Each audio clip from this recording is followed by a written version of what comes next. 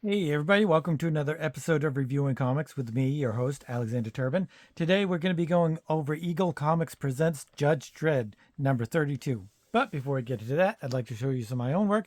This is Random Access, number 36. I think it's 36.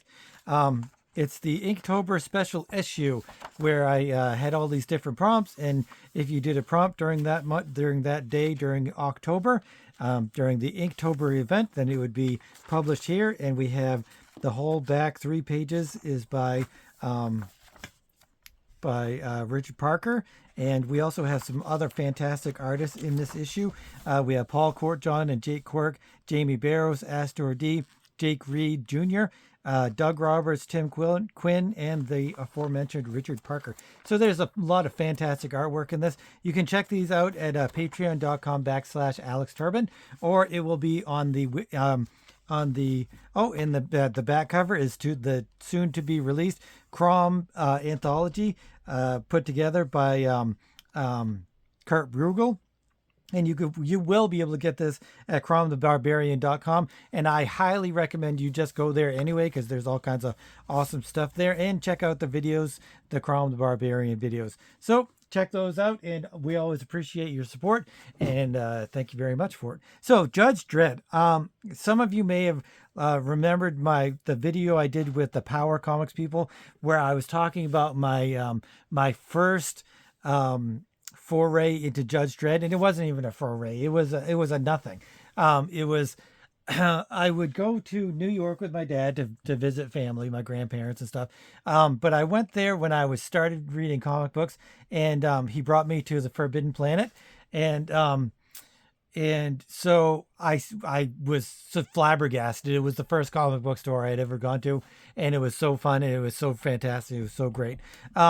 So then I went there, and there was this giant, not a poster, giant cutout of Judge Dredd, and he said, and it said, not thieves. What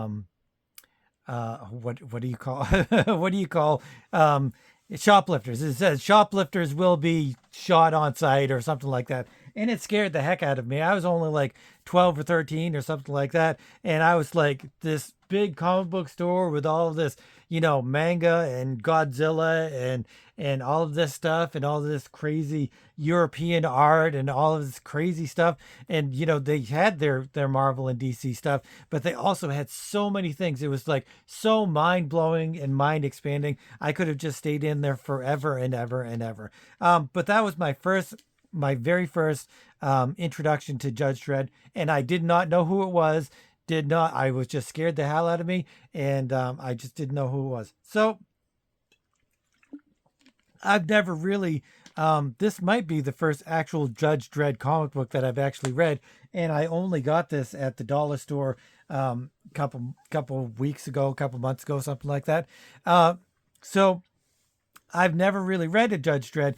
I've read a lot of these types of things. I mean, John Wagner and Alan Grant. I've read all of their stuff from the mainstream DC and Marvel and stuff like that. But I had never read any of their actual English books, their 2000 AD and stuff like that. So I'm a noob. And so anybody that has comments on Judge Dredd and or Eagle and or 2000 AD or anything like that, I did watch the 2000 AD special on a documentary on Amazon, which was really kind of interesting. So I really recommend that. But I don't know if I finished it. But anyway, let's get into the book, and we'll check it out. So it's Destiny's Angels Part 2.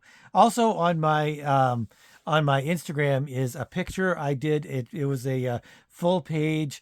They were looking for talent, 2000 AD talent search. So I did a Judge Dredd talent search page, and I thought it was pretty good. Didn't even get mentioned or anything. I was kind of pissed about that. But anyway, maybe I do another one next year if they do another one. So anyway, We Got Your Wife, Dredd, and the script, as I said earlier, is by John Wagner and Alan Grant. The art is by Carlos Escazera, lettering by Tom Frame, and color by John Burns. This Carlos is as Cazera. I don't know who he is. I don't know why. I think I must. I mean, I've seen his work somewhere. Anybody knows what he's done before? I don't know why I didn't look him up because I've seen his work. Whether it was in I don't know. Did he do stuff in for Vertigo or anything like that? So please, anybody that knows his stuff, let me know. I'm going to tell you right now, I love his art. I think it's fantastic. There's a couple things that I'm not really too keen on, but for the most part, I think it's fantastic. One of the things that I don't really love is this rounded panels. Not sure why they do that, why they chose to do that, and I guess yeah, it's through the whole story, except for a few places here. But I don't really love the rounded panels and this kind of scritch. Not really into that either. But anyway, we got your wife, Dredd. Dredd is looking at the two bad guys, or the rat guy and the zombie guy. I don't really know their names. I'll pick up their names as we go along. They are, I guess, last issue. I don't know what happened last issue. As always, nobody puts in what happened the last issue. They do have actually part one film and television stars. No, that's the people of Mega City. I think this is just a I think this is just a like an interlude or a Judge Dredd to early cases, Judge Dredd, Eagle Comics on sale guide. Okay, this is just some kind of weird Judge Dredd timeline or something like that. So it doesn't really talk about what happens previously, which is always pisses me off. But you got the two bad guys, and they have broken into Judge Dredd's house, and at his house is his robot and his landlady, and they let's just read this first part, and maybe we'll get a little bit more into it. Fink and Mean Machine, I think that's Fink, I think that's Mean Machine, the last surviving members of the notorious Angel Gang, seek revenge on Judge Dredd for the execution of their family. Now, in Dredd's apartment in the Rowdy Yates Con Apt, the robot wasn't lying. Dredd ain't at home. You two queeps better get out or you'll be in wheel trouble. You dirty stinking rat. What do you mean, wheel trouble? He means trouble, mean. Is that so? Walter, what we gonna do now, Fink? Maybe we ain't got Dredd, but we got us something just as good. His woman. Oh, okay. It goes from here to here to here. And then to here to here. Which is very weird, very odd, because I read it from here, here. So this whole thing was just a kerfuffle as far as I'm concerned. He's woman. Then they're talking to Judge Dredd on the video monitor. In Temporary Justice HQ, Dredd receives a vid call. We got your wife, Dredd. You want to see her purty little face alive again? You'll better do what we tell you here. So right off the bat, they are hillbillies. They are do they even have hillbillies in the UK? Anybody that's in the UK, do they have hillbillies there? Do they have rednecks? I've never thought of anywhere else having rednecks other than the United States. It's a weird concept for me to think that they have hillbillies and or rednecks in other countries. So if you live in the UK or anywhere else, really, please let me know. Are there rednecks in your part of the woods? Because I'm telling you what, in Maine, we got a vast amount of rednecks. Pretty much anybody past Bangor, which is where I live, is like north from there is a redneck. I say that my wife is from there, so I apologize to all the people that are not rednecks up there. But Judge Dredd, he's all angry because Judge Dredd, as I've come to know, is a very angry individual. I have seen both of the movies, and I actually liked the Sylvester Stallone one. I liked it. Don't remember it a whole lot. They could have done without the humor in it. But the second one with oh, what's his name? Kurt? No, the guy from The Boys. He was fantastic, and that was a fantastic movie. That was just amazingly insane, and I wish it had made more money. And I think Carl Urban, that's who it is, and the bad guy Cersei. I can't remember her name, but Cersei from Game of Thrones. And so I heard they're going to make another one, and I really think they should. But more than that, I would really love to see a heavy metal like animated movie of just Judge Dredd. I think that would be fantastic. They could call it 2000 AD and have some of the other 2000 AD characters, but they could really, rake in some money with a 2000 AD cartoon. I feel, or an animated show, or an animated movie, or something. Um, this is Dredd. All units to Rowdy Yates Connapt converge on my apartment. Angels. So he's calling in the backup. He's calling in all of the judges. The first judge on the scene within minutes. Your robot's going to need extensive repairs, Dredd. The angels have flown. They can't have gone far. Find them. Meanwhile, judges are coming this way.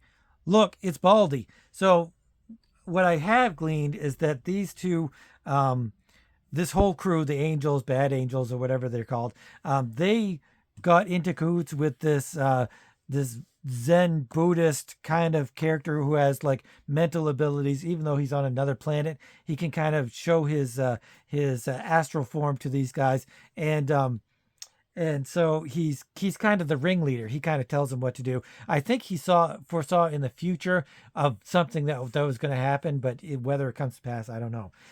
So let's just read all this and then we'll keep going. Fools, can't you do anything right?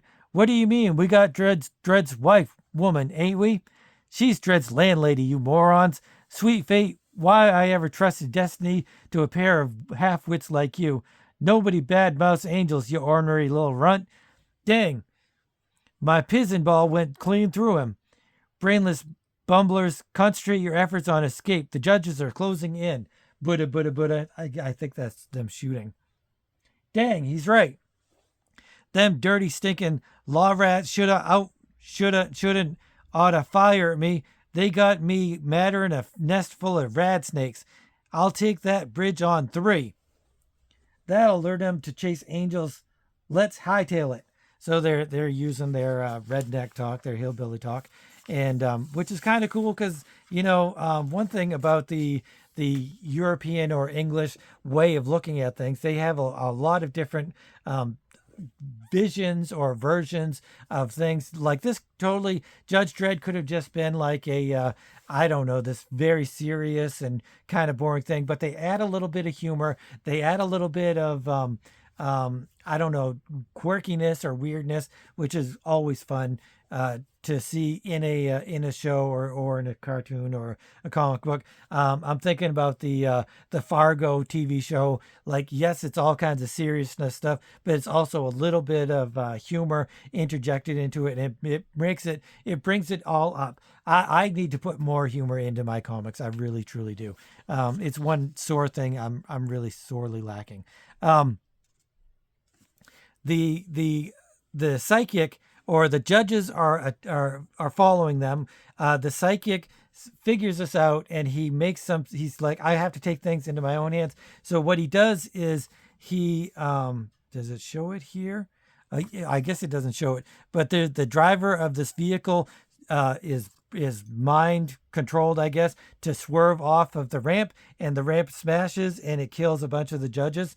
But the bad guys get away and they jump into the sewers, and hoping that the judges won't follow them.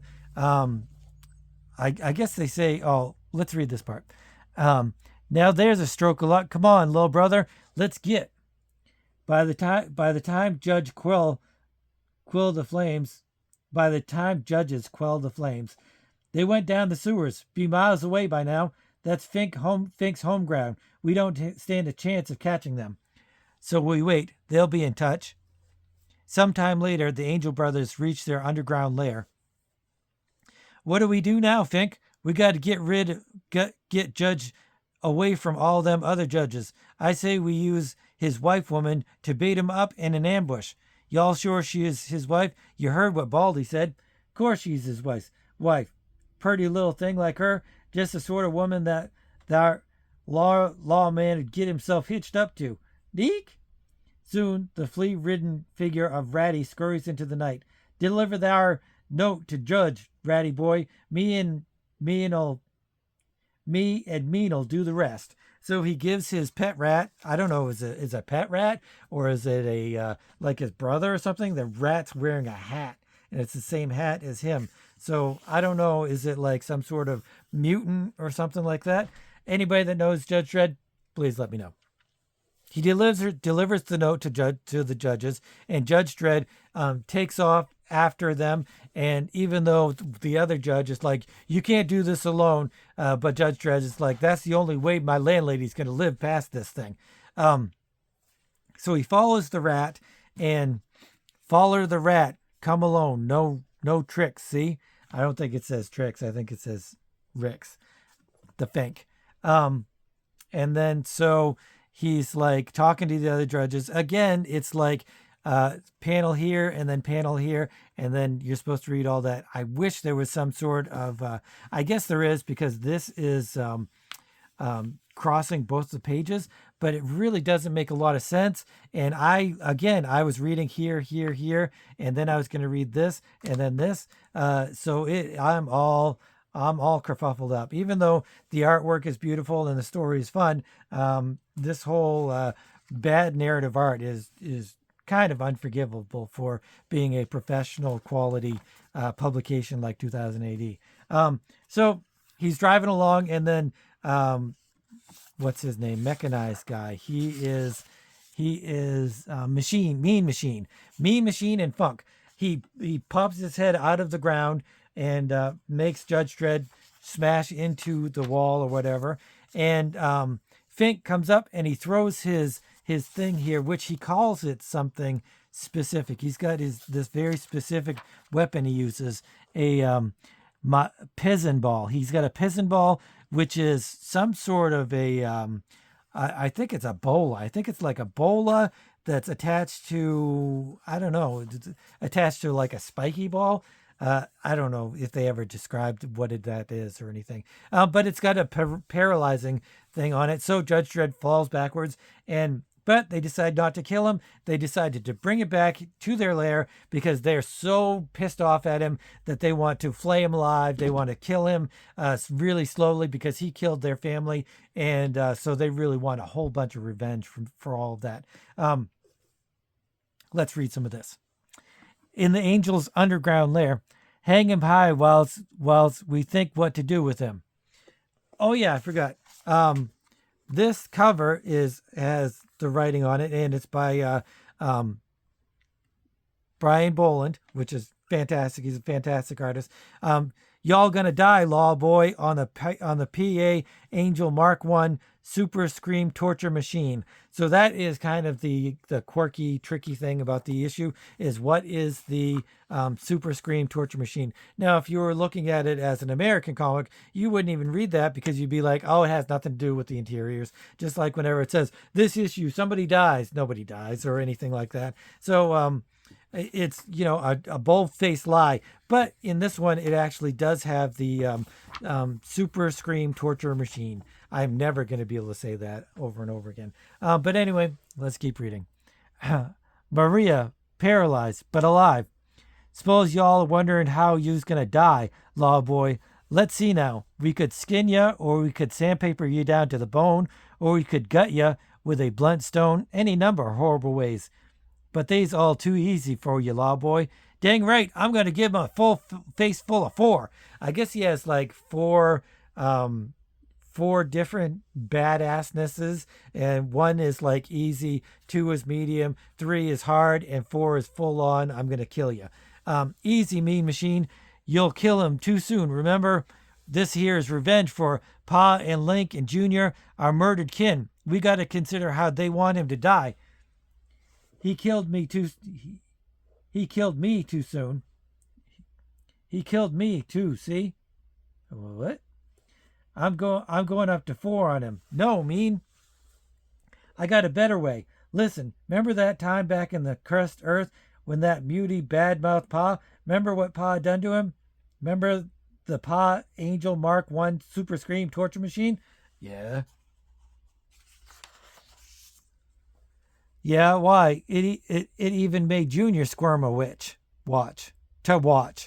Yes, sir. Pa was one hell of a craftsman. Well, why don't we just make us Pa Angel Mark 1 Super Screen torture machine? And so he goes off to the other room or whatever, and he's clinking around and he's working on it and everything. And then Judge Dredd says to what's his what's his name again? Mean Machine. Um, Mean Machine. I should remember that because I always wanted a green machine, and he kind of reminds me of the Green Machine. So I'm going to try to remember that. Remember, Green Machine, Mean Machine. Did anybody else either have a green machine or want a green machine? Let me know, because that was quite a while ago. So Judge Dredd starts talking to Mean Machine, and he's giving him some guff, and he's trying to get him all riled up and stuff. And he finally bonks him with his head, because I guess that's his MO. Mean Machine smashes people with his head. I think he's got some sort of metal plate on his head, so he's super strong. And it's kind of like that He-Man character that could smash stuff with his head, which is kind of cool. But he knocks Judge Dredd's helmet, and it stays on him, but he knocks him clear off of the rope, snaps the rope, and he ends up on the ground, and there he's still talking to him. Y'all's walking. You ain't paralyzed at all. That's right, creep. I knew you two would want to take your time on me. That meant Fink's paralyzing poison. So I had the antidote prepared and injected into me. Y'all should have saved yourself the trouble, Dredd, you dirty stinking rat. And he attacks him again. You got the Mean Machine on 4. He keeps saying that like it's a big deal, and yet I don't really see anything that's a big deal on him being 4. This I can see going this way and this way, because even though you've got a smaller panel than big panel, at least I can kind of guess that I'm supposed to go that way. He dodges out of the way. Mean Machine smashes into some rocks. The Fink comes back with the super Scream torture machine. And he's like, let's read this. What in tarnation? The lawman's loose, ratty. The evil trio close in on their quarry. I don't know why it says trio, because Mean Machine already... Oh, no. Mean Machine, I don't know what happens here. That Mean Machine is here. So I'm really confused by this. But anyway... come on, you creeps. I can take you with my hands tied. You got a big mouth, Dredd. Reckon it's time we shut it for good. And then the rat creature attacks him, and Judge Dredd grabs him by the tail. But then Fink uses his weapon and smashes it against the rat. And Mean Machine again says, "Eat 4, lawman. Eat floor, creep." And he dodges out of the way, and so they all just kind of attack each other, whatever. Fink attacks him with his weapon, but it hits his shield, and he attacks him again to give him a bite, but Judge Dredd smashes him and throws him around and just basically just kicks their butts. And then the other lawmen come back, and or they come and they arrest both of them, and I don't know what happens to the rat, though. What happens to the rat? I thought the rat died for some reason. Ratty, that's his name. I guess maybe he's just paralyzed. Is that him there? But anyway, they're all arrested, and then we switch to the bald guy who's on the distant planet Xanadu. The sinister Judge Child has been psychically monitoring the confrontation. They failed. So this is a bad guy, and then we have another even bigger bad guy. But it wasn't supposed to happen that way. In my dream, there was an explosion, images of fire and flame and doom. Perhaps the explosion is yet to come, my slave. My sentinels report a mega-city ship approaching the planet. As the Justice Department craft reaches the fringe of Xanadu's atmosphere, the robot crew carries out its orders. Target programmed, anti-personnel missiles loaded. Fire! Their missiles are coming for me. My psychic power is useless against machines. You've got to help me, Grunwalder. You've got to stop them. So Grunwalder is the big bad guy, and this Judge Child is just his lackey, and the Judge Child had two other lackeys. So there's a whole hierarchy for bad guys, I guess. I really like this Grundle Hall or whatever his name. I really like his mask. I think that's really cool. I think it could have been given a little bit more space to kind of see what it looks like. But I'm sure that's not the first time that we've seen this character before. So anyway, Grundle Hall takes off. He flies off into a ship. The missiles come and they bombard Xanadu, and I don't know, do they kill Judge Child? Everybody let me know, because I kind of like Judge Child and I'd like to see him live. But who really truly dies in comics and never comes back. And then, so at the end, we see in Mega City 1, attention, Judge Dredd, report just came in from our ships off Xanadu. Owen Chrysler, the Judge Child, has been executed. The end. So that's basically the end. Or that is the end. It's not basically the end. It is the end. And then we've got another comic, another story by John Wagner and Jay Casanovas. And I'll get into that some other time, maybe. I didn't even read this at all. So I'll probably, like I said, get back to it at some point. But anyway, let's get into the reviewing of this comic book. It's not an indie comic. It's a professional 2000 AD. So I'm gonna grade it just like I would a Marvel or DC or an Image. It's not an indie comic whatsoever. The writing, I really like the writing. The writing is really fun. The story is not super complex, but it's got a little bit of facets of differences and originality. So it does have that originalness that I'm really kind of looking for in my comics.